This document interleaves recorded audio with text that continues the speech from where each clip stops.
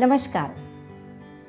Nameplate film में आपने देखा कि कैसे मिस्टर मेहता ने अपनी पत्नी और दोस्तों की याद में पौधे लगाए और उनका ध्यान भी रखा, और वो उनसे बातें भी किया करते थे, और करे भी क्यों ना। डॉक्टर जगदीश चंद्र बसु इस बात को कई वर्षों पहले सिद्ध कर चुके हैं कि पौधों में जीवन होता है, और इसी प्रकार हमारे इतिहास में ऐसे बहुत से लोग हुए हैं जिन्होंने पेड़ पौधों से प्रेम किया और उन्हें अपना माना, उनकी रक्षा के लिए अपनी जान की बाजी लगा दी। 1973 में पेड़ों को कटने से बचाने के लिए सुंदरलाल बहुगुणा, गौरा देवी, सुदेशा देवी ने चिपको आंदोलन चलाया, लेकिन इसकी शुरुआत सन 1730 में विश्नोई समाज की अमृता देवी विश्नोई ने स्वयं अपनी और अपनी 3 बेटियों की जान देकर की थी। आज अमृता देवी विश्नोई जैसी महान विभूति के जीवन से हम आपको अवगत कराएंगे। धन्यवाद। अमृता देवी बिश्नोई उस बिश्नोई समाज की महिला थी जो गुरु जाम्भोजी के दिए 29 नियमों का पालन करता है। इन नियमों का पालन करने वाला ही बिश्नोई कहलाता है। एक बार 16वीं शताब्दी में भयंकर अकाल पड़ा। लोग पेड़ काटने लगे, जंगली जानवरों का भक्षण करने लगे।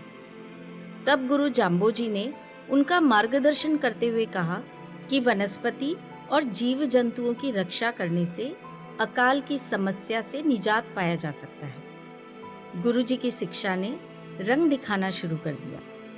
लोगों ने उनके उपदेशों पर अमल किया और पेड़ काटना, जीव जंतुओं को मारना बंद करके उनका संरक्षण शुरू कर दिया। लेकिन सन 1730 में मारवाड़ रियासत के खेजड़ली गांव में कुछ ऐसा हुआ जो सदियों तक अमर हो गया। मारवाड़ रियासत के राजा अभय सिंह मारवाड़ में एक महल बनवाना चाहते थे। उसके लिए चूना गर्म करने के लिए लकड़ियों की आवश्यकता थी, जिसके लिए राजा की सेना खेजड़ली गांव पहुंची। खेजड़ली गांव जोधपुर से कुछ दूरी पर बसा है। इस गांव में बिश्नोई समाज के लोग निवास करते थे। जब रियासत के अधिकारी खेजड़ली गांव आए और आते ही उन्होंने पेड़ काटने का हुक्म दिया, तो यह सुनकर गांववासी परेशान हो उठे। ये बिश्नोई समाज के लोग थे जिन्हें प्रकृति से अटूट प्रेम था। इसी गांव में रहती थी अमृता देवी बिश्नोई। अमृता देवी का जन्म राजस्थान के जोधपुर जिले में एक जाट किसान परिवार में हुआ था। वह विवाह से पहले अमृता बिश्नोई थी, जो विवाह के बाद अमृता देवी बेनीवाल हो गई। विवाह के पश्चात अमृता देवी की 3 बेटियां आशु, रत्नी और भागु का जन्म हुआ। अमृता देवी के ही समान उन्हें भी प्रकृति से अटूट प्रेम था।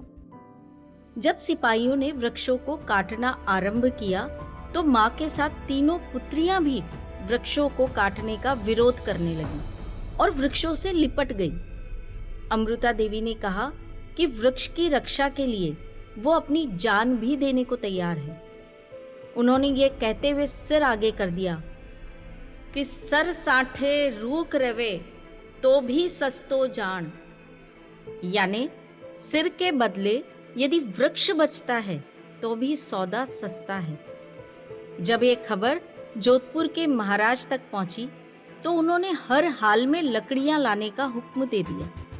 हाकिम गिरधर भंडारी के हुक्म पर सैनिकों ने अमृता देवी और उनकी 3 बेटियों पर कुल्हाड़ी से प्रहार कर उनके टुकड़े टुकड़े करके खेजड़ली के वृक्षों को काटना शुरू कर दिया। ये बात जब आसपास के गांव में फैली, तो 83 गांवों से बिश्नोई समाज के लोग वहां आ गए और खेजड़ली के वृक्षों से लिपटते गए, और मारवाड़ के सैनिक वृक्षों समेत उनके शरीर के टुकड़े करते गए।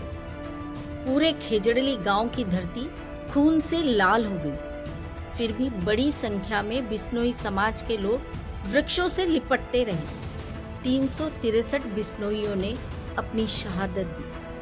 उस दिन मंगलवार था, जो कि काला मंगलवार के नाम से जाना जाता है। बिश्नोई समाज में वृक्ष काटना निषिद्ध है। इस घटना से वातावरण उत्तेजित हो गया और वहां उपद्रव की स्थिति हो गई। गिरधर भंडारी के नेतृत्व में वृक्ष काटने वाली टुकड़ी को भी इससे गहरा आघात लगा। वे अपना मिशन छोड़कर जोधपुर आ गए और महाराज को पूरा घटनाक्रम बताया। घटनाक्रम की गहराई को अच्छे से समझने के बाद महाराज ने तुरंत वृक्ष ना काटने का आदेश दे दिया।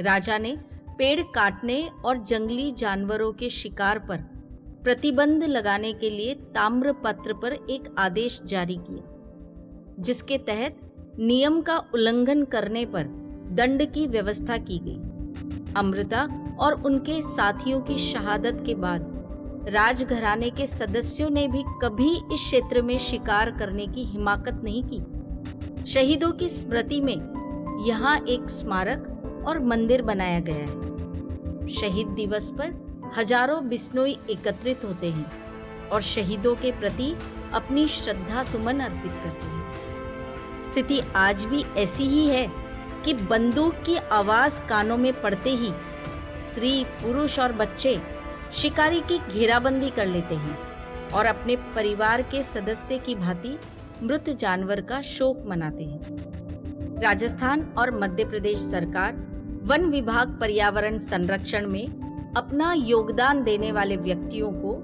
अमृता देवी बिश्नोई स्मृति पुरस्कार प्रदान करती है, जिसमें एक प्रशस्ति पत्र के साथ 25,000 नगद पुरस्कार दिया जाता है।